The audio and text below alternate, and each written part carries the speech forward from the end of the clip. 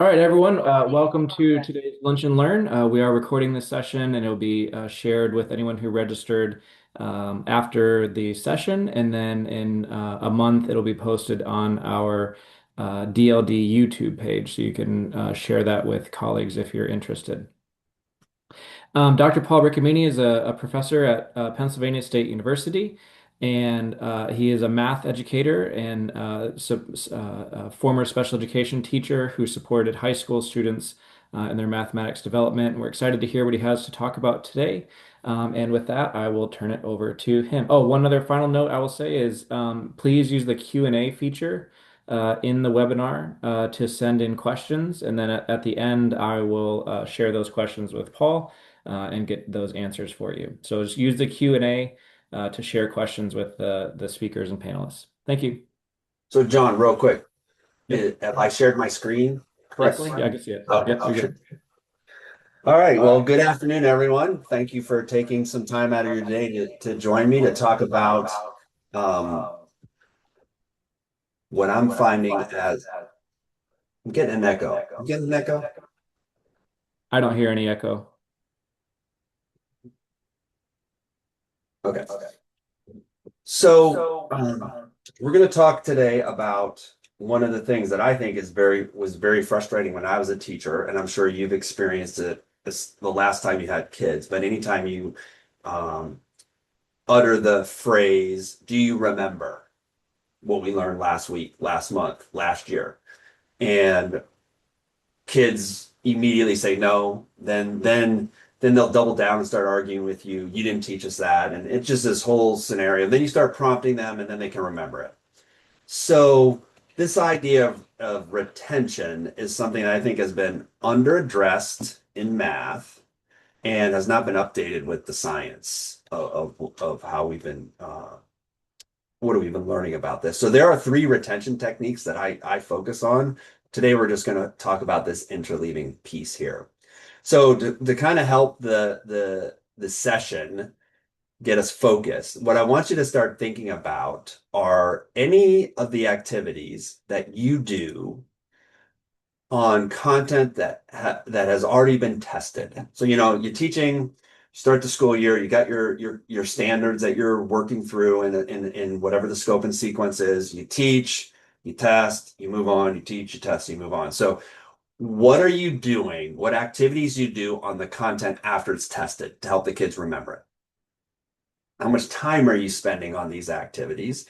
And then as we begin to learn about interleaving and this cognitive part to retention, how can we adjust some of these things to be a little bit more aligned with what we know about the science of retention?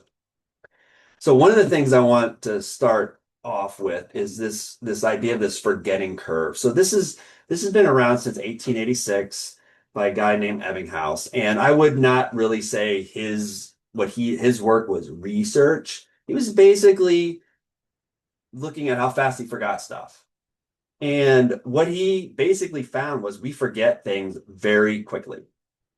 And many other people have looked at it and they've essentially found the same scenarios that we spend time learning something and then we get tested and then we move on and we forget a lot of it. Now, our content makes a big difference in terms of um, how much we forget. Sometimes we learn something, we keep using it. We're not going to have this kind of forgetting curve, but this is learning decay. So this is how fast it's natural. It happens with everyone. This is what is happening as kids are progressing through a curriculum. They're learning, we're testing. When we do that test, they're somewhere up here, and then we move on. And then we get this kind of decay hitting. So in our content, it's critical that they remember. I think the only other content that's more susceptible to retention issues is foreign language. But math is a progression that continually builds. It's very different than reading. There's only so many letter names, so many letter sounds, so many sight words.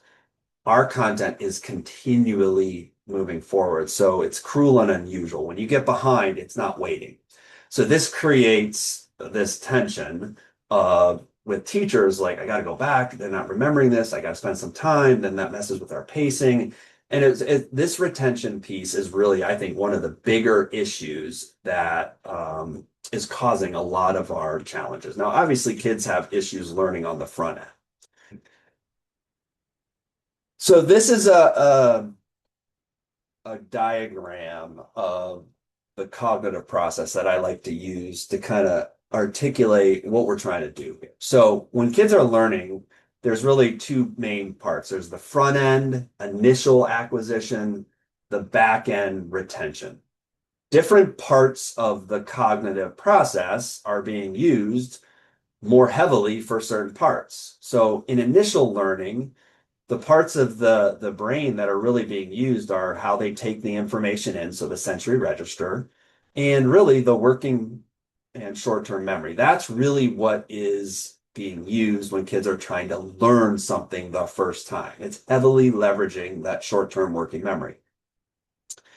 But as they learn it, the information is moved out of the short-term memory and it is stored in the long-term memory. So now we're on the back end. So the fancy word for learning is called encoding. So when you learn something, you encode it in your memory. So retention is the act of retrieving it. And what we have learned in this area is there are very specific things that have to be designed into an activity in order for it to actually help with retention. So there are strategies that help kids take information in. They're going to do something to better organize it, graphic organizers, anchor charts, things of that nature. Then once they're in the learning part of it, they're going to do something to scaffold or offload the task, reduce the load. But once it's learned at whatever level, then there needs to be some very specific, I'll just call them mechanisms to force the retrieval. So in order for an activity to support students' retention, it must be designed in a way that forces repeated retrieval. So that's going to be the key for this is, does the activity force a repeated retrieval of the information? And if it's not designed to force the repeated retrieval, then you're not going to get a long-term boost to their retention. So there are three techniques that I work in: spaced learning over time, interleaving, and practice test retrieval. All three have a specific mechanism that forces that retrieval. We are going to focus on the interleaving because that is math specific. The other two can actually be used in any subject area. But let's get into this piece here, interleaving. So you're going to hear me talk about interleaving and you're going to hear me talking about blocking. These are two practice structures. So, or sequence. So a sequence, a practice sequence where kids are practicing the same type of problem consecutively is blocked. So the question you want to ask is, you want to look at your practice activity you've given kids, whether it's a worksheet, it's a game, it's a computer practice, it's on the board, it's out of the book, however the mechanism is.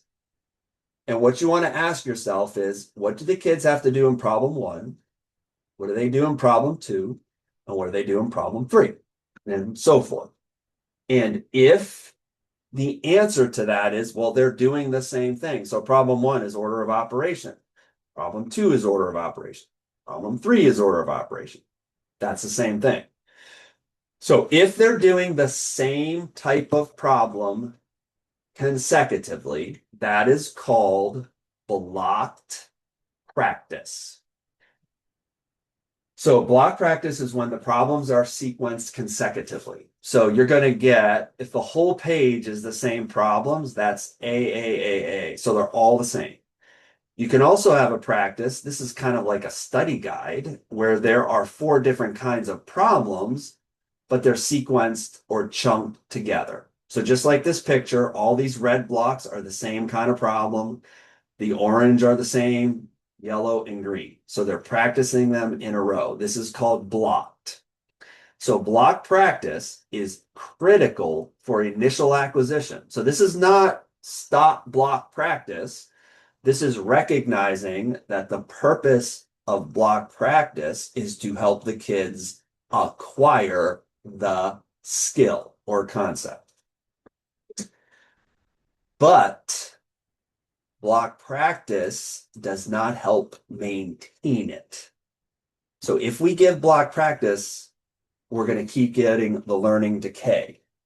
So block practice should be the primary sequence when they're learning it. Once they learn it, then we need to move away from block practice and move into this interleaving. So here are examples of block practice.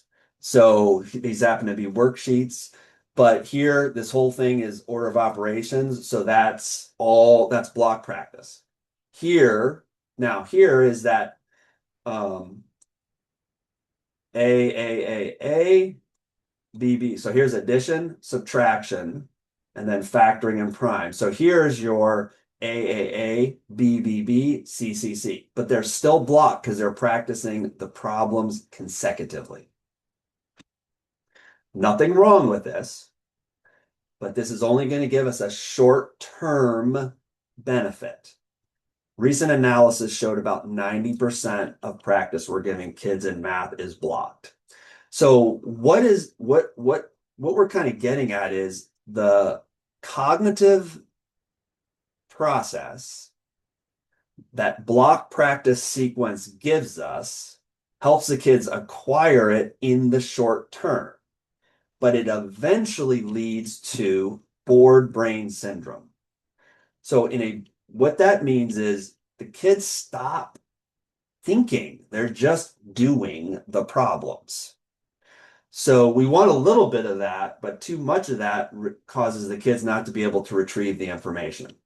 Here's some other examples of block practice. So here in this practice sheet, it's mixed math. So we know there's going to be different problems, but they're chunked together. So you got your 4 addition, your 2 fraction representations, a couple missing numbers, clock, subtraction. They're all chunked together. This is also kind of equivalent to what centers or stations look like. So teacher led, then there's going to be some independent centers. And games is very common. Games tend to be blocked. So the kids do the same thing over and over and over. So if it is on a center on new content, then that would be appropriate. It's blocked. But if it's a center that's focused on review, then it's not going to be very beneficial. So block practice is what kids need to acquire the concept. To help them remember it, they need to do interleaved. So interleaving is when you take 3 or 4 dissimilar problems and you put them in an ABC sequence. So A is different than B, which is different than C, and then it repeats a couple more times. So interleaving is where you are purposely making some decisions about 3 problems that are dissimilar, and you're putting them in a sequence where the kids have to go back and forth between the problems. So this is producing a cognitive process that gives us durable learning. It lasts. So when you look at the studies that were done with this, they basically have kids practicing the same number of problems, the same kinds of problems, the same number of opportunities. The only difference is how they are sequenced. So this isn't about more practice or different problems, it's the same. And the benefit to interleaving is much longer term than blocked. So this is about balancing blocked and interleaving. The way I see it is we're giving too much blocked right now. We need to add in interleaving. So blocked is not bad, but we need to add in this interleaving practice piece. So again, This is going to require you to make some decisions about 3 or 4 problems that are dissimilar, and then putting them in a sequence where the kids are having to go back and forth between them. So here are some examples. These are from teachers I've been working with. So what I want you to kind of look at is, are the problems dissimilar? So we've got a measurement problem, that would be the A. We have a quantity comparison problem, which is the B. And then we have a basic addition problem, which is the C. So the question you want to ask is A different than B, different than C? And I think they are. The process that they do for measurement is going to be different than the process they do for quantity comparison, and different for this. So that's going to create a cognitive process that's going to force them to switch back and forth. Then those problems are repeated. So now you're getting another retrieval of A, another retrieval of B, and another retrieval of C. And then there'd be 3 more problems. So the key is A, B, C are different, and they're retrieving each of them. Here's another example. So you've got your A place value, your B an analog clock, and your C a number property. So what you want to ask yourself is A different than B, different than C. And then they're going to repeat at least 2 more times. So my little GIF here in the middle is, we want to give kids, interleaving is about shuffling the problems. So they're getting repeated retrieval. Here is a geometry example. And you can see here we've got the segment addition, midpoint, and angle pairs. So they kind of sequence this in an A, B, C, then they go back to A, B, C, they go back to A, B, C. So this is getting us that repeated retrieval. I think this is really important to make a distinction here between a warm-up that has 3 problems, and that's it. They're retrieving each problem, but they're only retrieving it 1 time. So that'd be like going to the gym and doing 1 rep of an exercise. Not going to hurt you, but it's not really going to benefit you. So the interleaving, what it's doing is it's forcing the kids to think about each problem. It gives us this attentive rate. So they're not bored, because each problem they have to think. And the results on this are pretty much consistent with this example here. Is block practice will give you the short-term benefit. If you test the kids right after block, they're going to be better than interleaving. But as you space out the test, the blocked completely falls. So there's your forgetting curve, while the interleaving is maintained. So this is not getting rid of blocked and just replacing with interleaving. This is the balance. You block till they acquire the skill, the test, then you interleave after. And that is how you reduce the learning decay. That's how you sort of guard against it. Now, how do you implement this? Well, it's basically going to require you to start listing your scope and sequence in the order that you're teaching things. So what are you teaching from day 1 all the way through, and then sitting down and deciding which problems are dissimilar and setting up practice activities where they're going to follow that sequence. Now, these practice activities could be on worksheets. It could be on computer practice, which I think that's probably going to be the way to do it.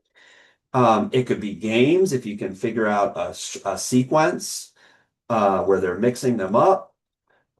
So the mechanism for how you do the activity doesn't matter as long as the sequence is interleaved. And I generally say, when you're first starting this, shoot to try to do 2 to 3 times a month. Maybe the beginning of the year, you're trying it twice a month. As you move towards the middle to the second half of the school year, maybe you try to up it to 3 times a month. But that's where you kind of want to start. You can always do more, but interleave practice is going to take probably around 20 to 30 minutes. It slows the kids down, which is why it's beneficial. All right, so I know that this was hopefully I'm more like whetting your I'm piquing your interest on this, but it is important that you recognize block practice, what it is and when it should be used versus interleave practice in terms of when it should be used. Block practice should be used to help the kids acquire the skills and concepts. Interleaved is to help them maintain them. So they have two different purposes. Now, you're going to want to get more information on this. I've literally given the Cliff Notes version of this. Here are some resources that you might want to check out. If you're a member of CC, you can get this issue. Is all devoted to practice, and there's several articles in there on interleaving and some other types of techniques. This is also an exceptionally great book. It was a game changer for me in terms of how I viewed retention.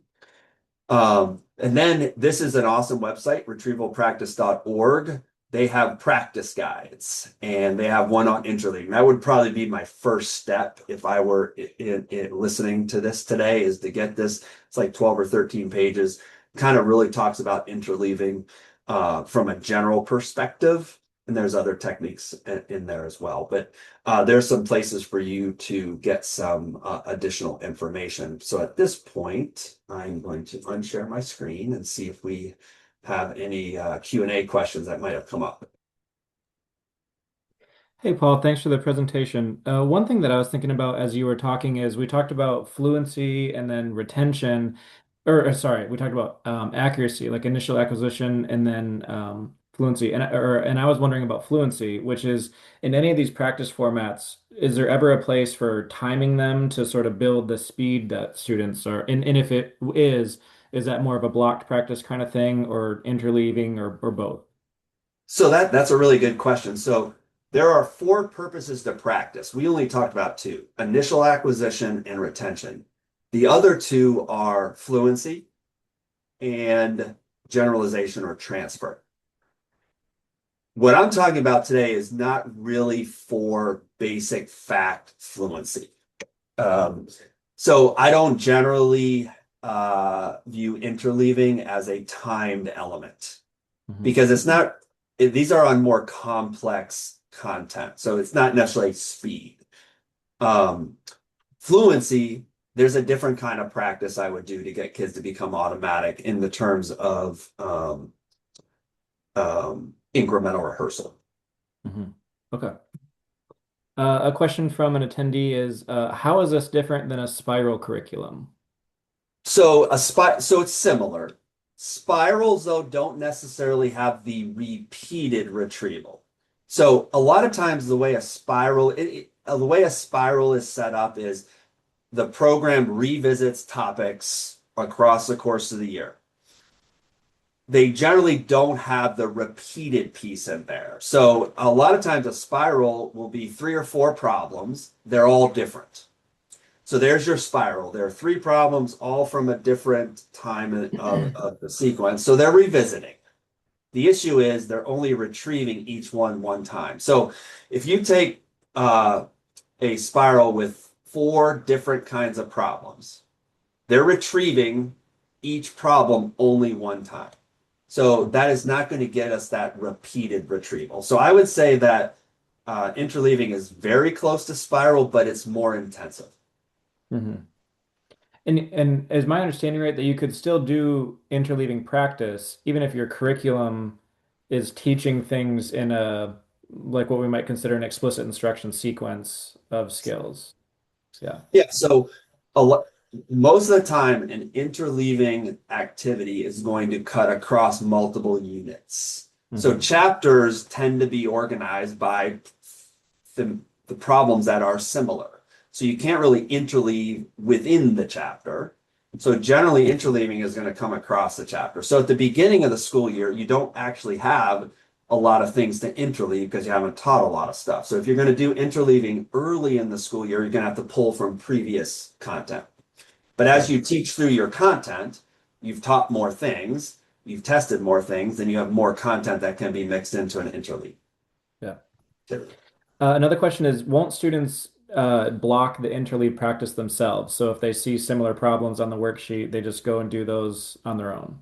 Double star an extra cookie for whoever asked that question, because that is the number one concern that is brought up. So I appreciate that you were processing it and had that question. And I too was very concerned that we were going to see that when I first started working with schools about 8 years ago on this.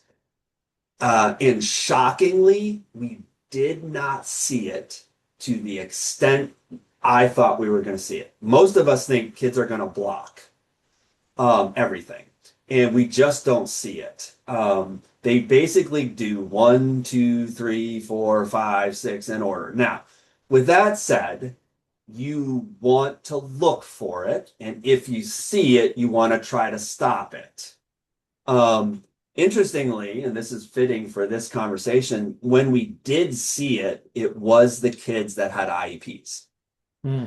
Again, it was not a lot of the kids, but on occasion we would see it. And I think it's because we teach kids often when they're taking a test to try to solve the problems that they can do first. So you want to look for it and you want to try to prevent it. So, but it's not a major problem. So I had teachers spending a lot of time trying to stop a problem that didn't exist. But be creative. So some teachers, they display one problem on the board. The kids have whiteboards. They solve the answer. Then they go to the next problem. So you can't block. They can't block it. Yeah. I've had teachers tape 9 problems around the room, ABC, ABC, ABC. So the kids count off by nines, they go to the number and they rotate. So there's ways to prevent it. Some teachers give them 3 problems, they have to do three, then they get the next three. So there's different ways. My main point is it's not as big a problem as we thought it was going to be, but you will see it on occasion. So think of a way to kind of prevent it. And then can this be done through homework activities? Is this like a homework or in class kind of thing? So it can be done in any way that you do practice. Mhm. So if you send it home, you can absolutely do it through. Some of the studies did it as a homework situation. The issue there is you lose total control. So you don't know. So one, do they do the homework? Number two, who's doing it? Number three, are you giving their parents interleave practice or are they blocking it? But yeah, it's an option. The advantage of doing it at home is you're not using class time. The disadvantage is you lose all that kind of control. If you do it in your class, then you can see who needs help, you can correct, you can provide assistance, you can make sure that they're doing it in the order you want them to do it in. The downside is using class time. So I would be fine either way. And then kind of on that note about using class time, how often should students be doing interleave practice? So there's a lot of factors that go into that question. I generally say I would shoot for a minimum of twice a month, Hmm. minimum. To start, get comfortable with it. You can always increase it. You can also blend some in-class IPFs with homework IPFs. But I think 2 to 3 times a month is what I would shoot for. I do have some teachers doing it once a week, but they got like 75, 80 minutes. An IPF activity is going to take a minimum of 20 to 30 minutes of class. Okay. And then a question from the chat here is, and this is probably the last one we'll have time for, but should exams be interleaved? So if you're doing some kind of assessment in a summative way. That's a really good question. I get that question a lot. Um, I do think the only thing kids are doing that isn't blocked are the end of year exams. Hmm.